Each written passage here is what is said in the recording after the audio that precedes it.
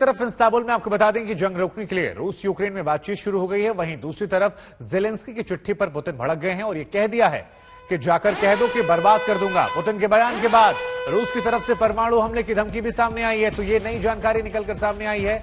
बड़ी खबर आपको बता दें, इस्तांबुल में रूस और यूक्रेन के बीच में बातचीत शुरू हुई है, लेकिन इस बातचीत से पहले जेलेंस्की की शर्तों को लेकर पुतिन का बड़ा स्टेटमेंट सामने आया और यह स्टेटमेंट है कि जाकर कह दो कि मैं बर्बाद कर दूंगा, तबाह कर दूंगा। तो ये एक बड़ी खबर हम आपको बता दें। बातचीत से पहले रूस की परमाणु हमले वाली धमकी भी है, जिसमें कहा गया है कि अगर रूस पर खतरा मंडराता है तो फिर रूस परमाणु बम का इस्तेमाल करने से नहीं हटेगा।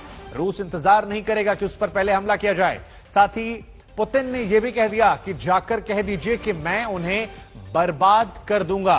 तो एक तरफ लगातार हमले जारी हैं, कीव, खार्किव समेत तमाम रूस शहर हैं जहां पर रूस हमला कर रहा है, और दूसरी तरफ इस्तांबुल में रूस और यूक्रेन के बीच में बातचीत शुरू हुई है। इस बातचीत के पहले भी जो बयानों का सिलसिला है वो कठोर लफ्जों का इस्तेमाल करते हुए किया गया है, कई सारे तीखे शब्दों का इस्तेमाल किया गया है, और एक तरफ इस्तांबुल में बातचीत का दौर शुरू हो चुका है। हालांकि जेलेंस्की की तरफ से जब कहा गया कि बातचीत सीधे पुतिन से की जाए तो इस बातचीत से उबजते नजर आए।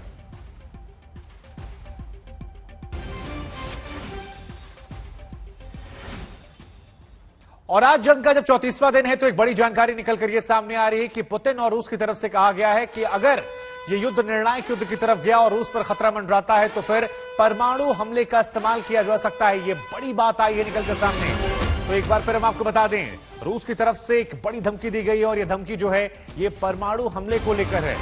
रूस की तरफ से साफ साफ कहा गया है कि अगर रूस पर खतरा मंडराता है तो फिर अपने देश की रक्षा के लिए, संप्रभुता के लिए वो परमाणु बम का इस्तेमाल करेगा। वो इस बात का इंतजार नहीं करेगा कि कोई उस पर पहले हमला करे।